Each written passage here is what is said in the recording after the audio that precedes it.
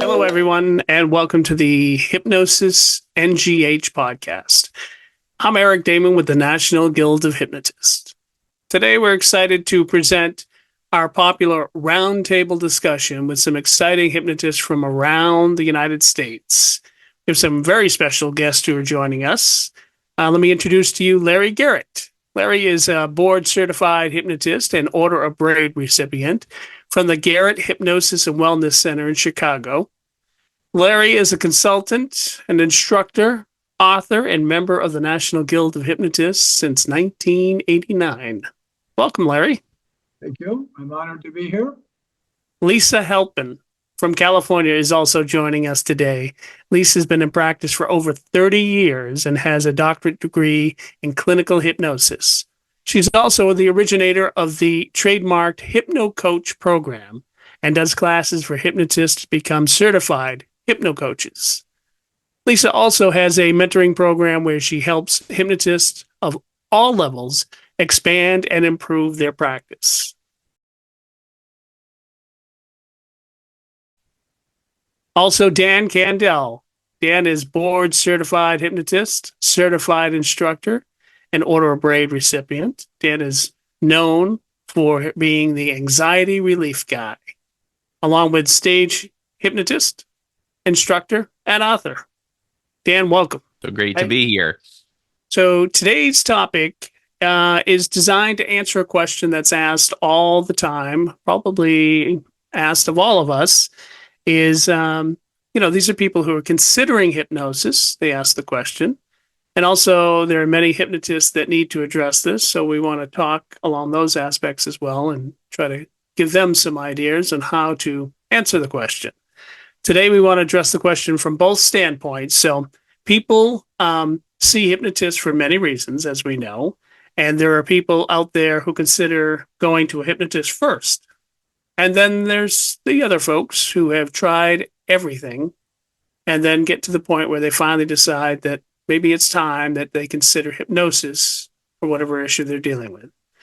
And we know that for those people that have never engaged or never have seen a hypnotist, this is a big step for them, and they may hesitate to make that step. So the question for the three of you is, what do you say to a potential client, somebody who's considering seeing a hypnotist? So they've never seen a hypnotist, so they're a little bit leery about it because they don't know anything about it. So what would you say to them, and how do you put them at ease in working with a hypnotist? Well, I'm pretty fortunate. I sit behind a desk now where I used to be on the stage like Dan, and my armpits would always be soaked, and I'd be hoping that they got stuck to the chair. One day I said, what if I just sat back here? So allow me to just speak briefly about what we do, so that I want to make a profound statement that everybody leaves doing well. One thing is, I was introduced to a different form of hypnosis around 1974 by a great physician from Rockford who was doing medical hypnosis. So what a gift in 1974 to be working with a doctor. The doctors didn't accept hypnosis in 74. And I used to be a ham radio operator. I guess I still am. I still have a license. So I was always into electronics. And so my first video recorder, as some of you might not even recall, was a reel-to-reel called pre-EIJ standard. The machine was about, maybe 4 feet wide, heavy, two of us to carry it. And it had a built-in monitor, but it was video. And so I'm trying to think of the man's name right now, and I can't, but it'll come to me. But at that time, there was an elderly hypnotist. He probably was younger than me, but elderly by my standards then.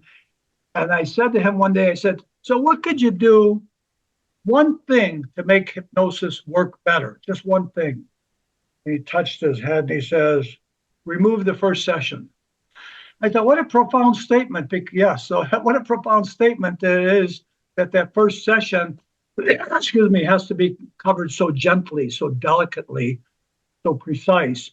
So what we started doing, and I learned this from Dr. Bray, who I worked with many years ago, is we began to make an introduction video. I still have some of those from the 70s, by the way. It looks a little different. A little different now? Yeah.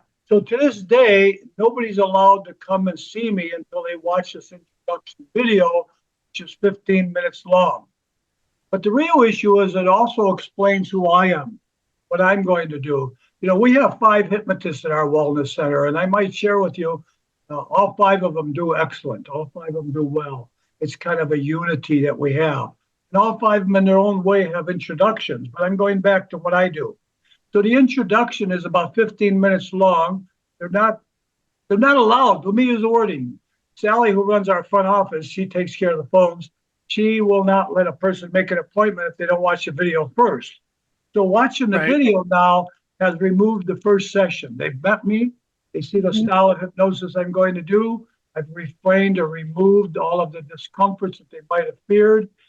To me, that was removing the first session without me doing a thing. Just my opinion. Lisa, your thought. I mean, again, you got that person who says, yeah, I want to do this, but, and that's exactly where they end.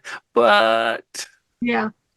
Well, if they're talking to me, they've probably seen me speak somewhere, or they've probably been a referral. So I would ask them about how they got to me and why they're checking on hypnosis at all, because they think it's going to help them or they wouldn't have called. Right. So I'm going to take that part and say, so what about you thinks that this would work? Because you must think it would work or you wouldn't call me. And they're going to say, well, I've tried everything else, so I hope this will work. Or they're going to say, well, I've done this and this and this, and those haven't worked, and they should have worked, and they didn't. So then I'll tell them that hypnosis is just like watching a TV show and getting lost in the TV show and not knowing what time it is.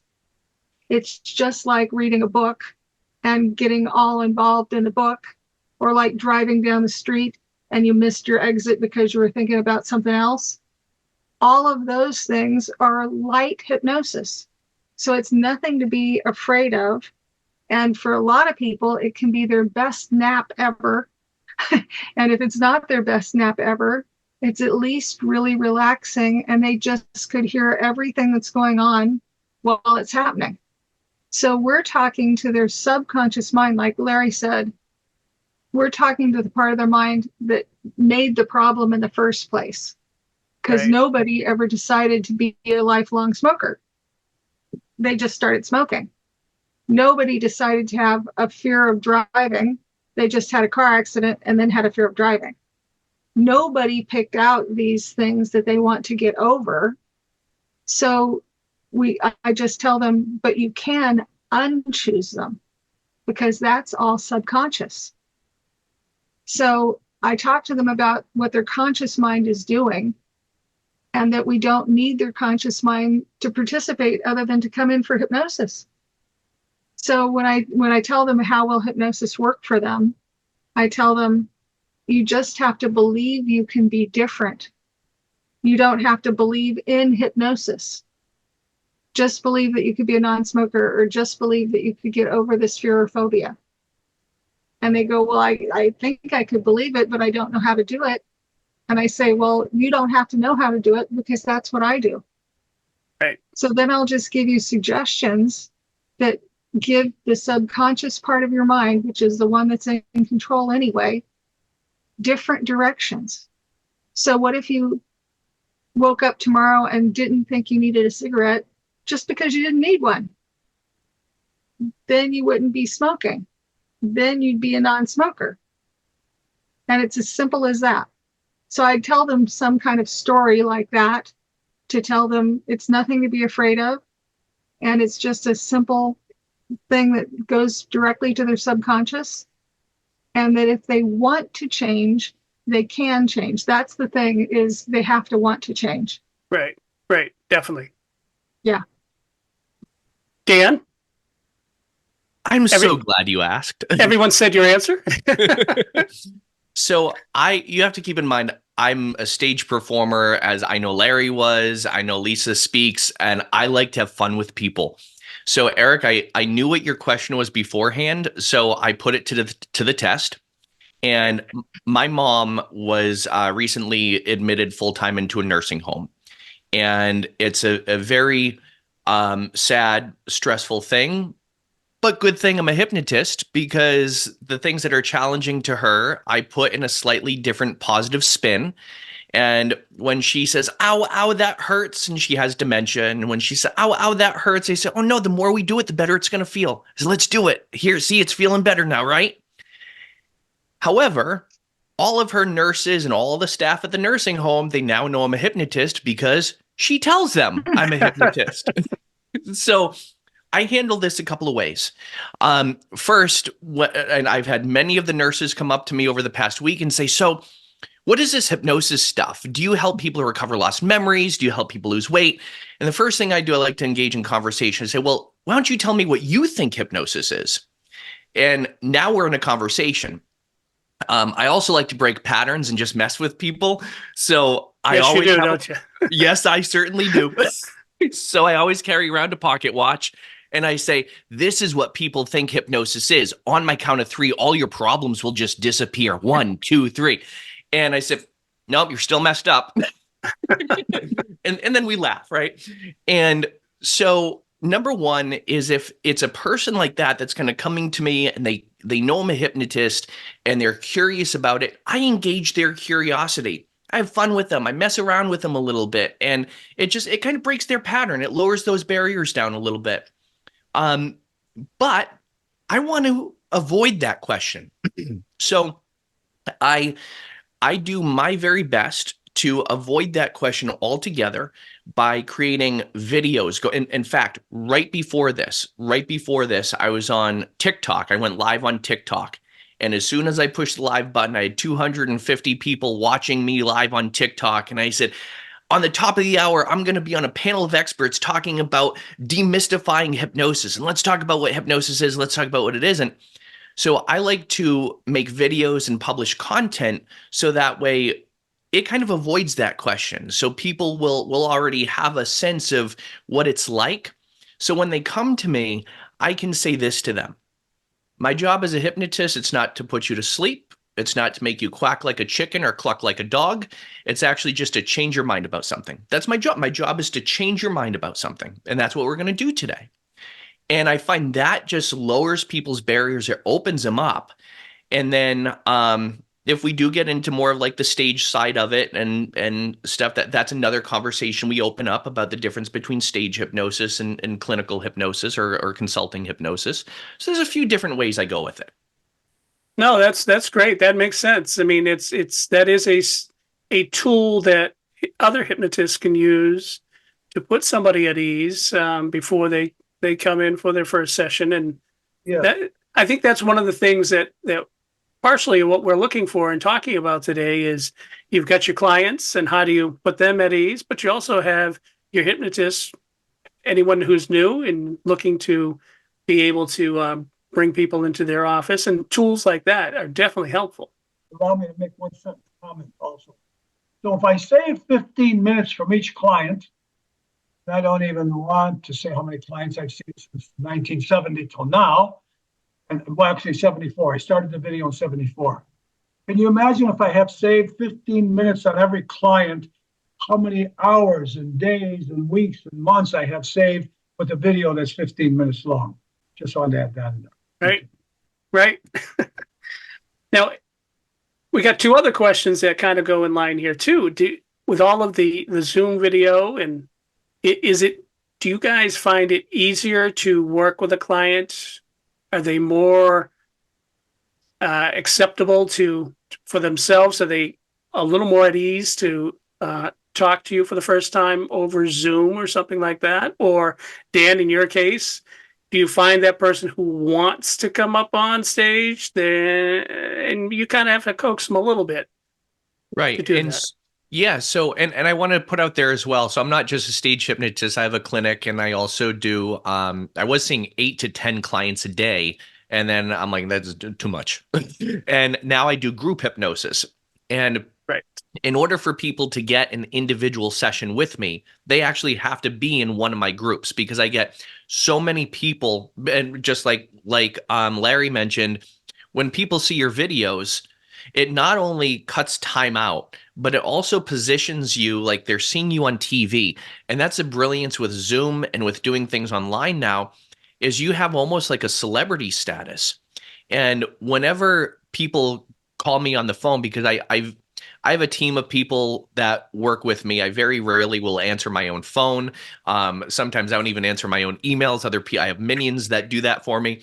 But I'll tell you, when I do answer my phone or when I do get on a Zoom call with someone, they say, we feel like we're talking to a celebrity.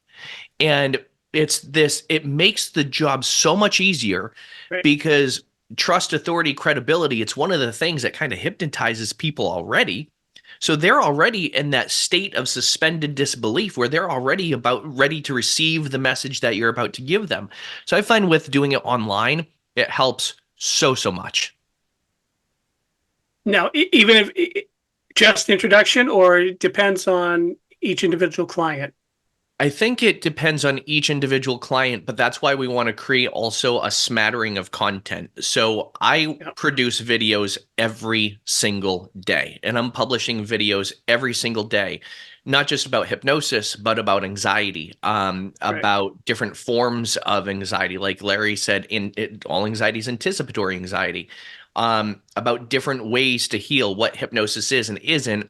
And I'll also post videos of my stage shows because that intrigues people, and it also aggravates some other hypnotists that don't agree with stage shows.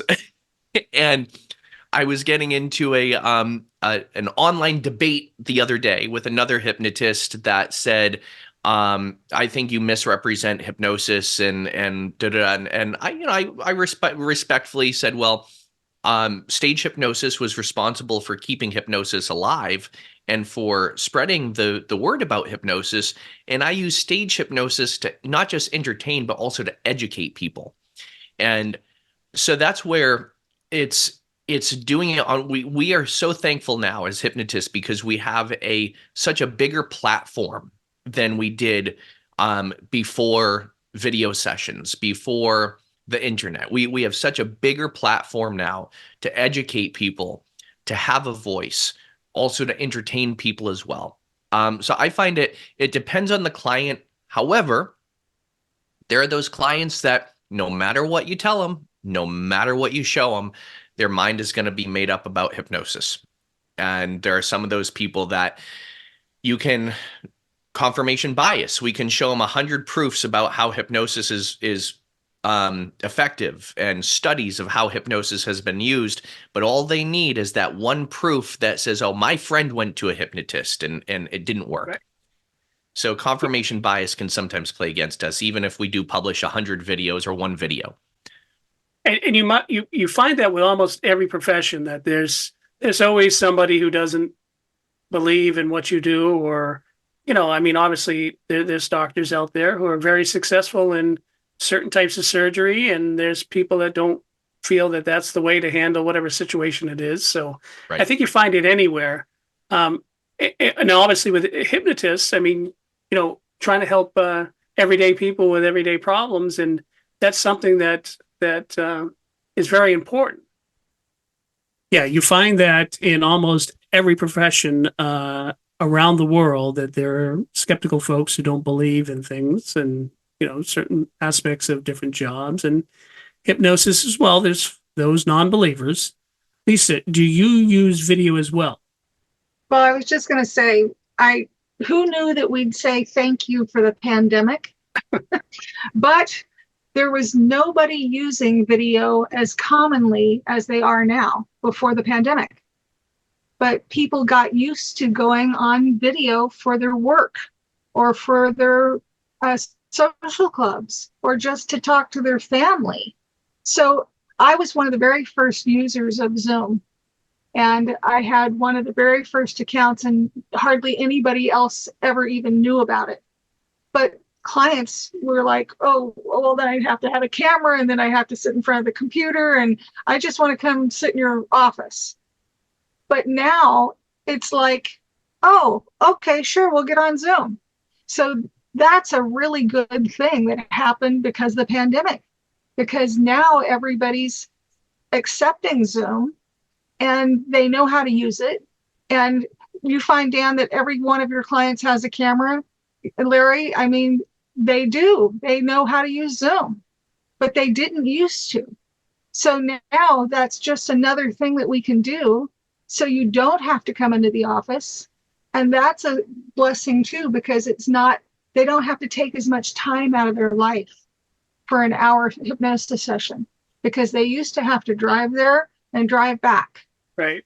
And spend it in the office. So now they can do it on their lunch hour at work and just close their door and go on Zoom and have a whole hour session. So that's a really helpful thing that's happened just because of the pandemic. So another question is, do you see that clients benefit more if they see you in person versus online? I would comment on this one because Lisa just brought up an issue, and so did Dan, and I might share with your question. And this is going to sound strange for me because I am into electronics. I am into Zooms like right now, but I've never done a hypnosis session in Zoom.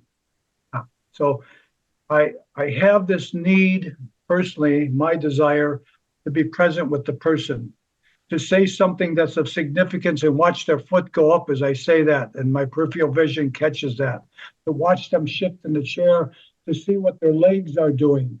At Zoom, you're only seeing my head. You don't know what my hands are doing below my waist right now, do you? Mm-hmm. So I like to say, one of our therapists, Allie, she doesn't do only, I'm sure she does a lot in the office.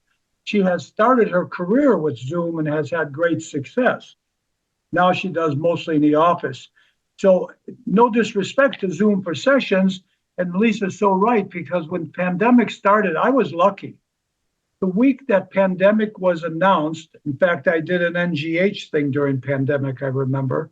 It was a conference, that's right, we weren't in person. I was diagnosed with stage 3 cancer the same week that pandemic started, so I was out of commission for a year anyway. So it didn't matter if I was doing Zoom or live, but it taught me a lot, what Lisa was saying, that Zoom became prominent. But as far as a session with a client, I still refrain from Zoom. No disrespect to your guys or anybody else that does a Zoom, because that's your way. I just choose not to. Right. Exactly. It definitely comes into, and that's what makes it so good, because a client can seek out somebody who just sees people in the office because they want to, or somebody who does a lot of sessions and is successful with sessions online because they're available. So, I mean, I think that's what makes, hypnosis accessible in any direction that somebody wants to go is, and again, move it to group sessions too. If you're more comfortable in a group session, these options are available to you. So, no, I don't think there's any disrespect there at all. I think it's a matter of how you feel, and you can be the most successful for your client. And there are a lot of people I know too that have given up their offices and they're seeing way more people on Zoom. At the same token, I know a lot of people who they don't do sessions on Zoom and they have a flood of people in their offices because people crave that person-to-person, in-person connection. And that's where I think it's just a matter of preference. I love the convenience of Zoom. Right after this panel, I have a session on FaceTime actually with a professional tennis player that we're going to do a 20-minute session before he goes to play tennis, and we always do it in his car before the tennis match, and it's convenient for him. But I love to be in my office too. It's so warm and cozy and fuzzy in there, and so I like to do it both ways. But like I said, the groups, it's easier to get people in a group if you're going to do something in a group. It's easier to get people online to attend a group now or a training, I think, versus an in-person training. Yeah, right. So it's a comfort level. I agree with Larry that for the hypnotist especially, being in the office is always better because you can see the whole client. And you can see how they're laying in your chair, and you can see if their one finger just moves, that you can't see that online. But you get a lot more people that will come to an online session because maybe they don't live close to your office. So I'm sure, Dan, you've got some clients, and I have clients all over the country and even out of the country that I talk to on the phone or I do on Zoom because they couldn't get to me. Right. So I think both ways are really good that we can do that. And I was only mentioning Zoom because it's come up just because of the pandemic. Right. Well, being versatile is how we definitely can help people the most. I mean, that's what it takes. I really appreciate that you all took the time to talk to me on the podcast and offer your insight. You have lots of stuff in those brains of yours, and I think if it's all right, I'll definitely try to get you back on some of these podcasts as we mix them up and even talk to you individually. That would be wonderful if you have the time. So, again, thank you very much, and I appreciate it. Thank you. Thank you. You know, for the NGH, since the day I joined, I've always got the time. So just let us know. Well, I appreciate that, and happy birthday to you. Thank you for listening to the Hypnosis NGH podcast. You're welcome to share your ideas for future podcasts by emailing us, nghpodcast@ngh.net.